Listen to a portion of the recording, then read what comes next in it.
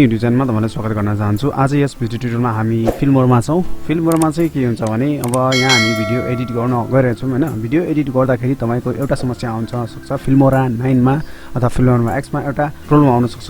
जस्तो यो हामीले भिडियो क्लिप छ, यो बीचमा भिडियो क्लिप छ, यसलाई हामी डिलिट गरौँ। डिलिट गर्दाखेरि यो ग्याप रहन्छ। यो ग्याप रहँदाखेरि हामीले के हुन्छ, यो ब्ल्याक स्क्रिन आउने सम्भावना हुन्छ। यो यस्तो ब्ल्याक स्क्रिन हटाउनको लागि हामी के गर्नुपर्छ, हामीले चाहिँ यसको लागि चाहिँ हामीले अटो रिपल भन्ने अप्सन छ, जुन यो लिंक हेर्नुहुन्छ।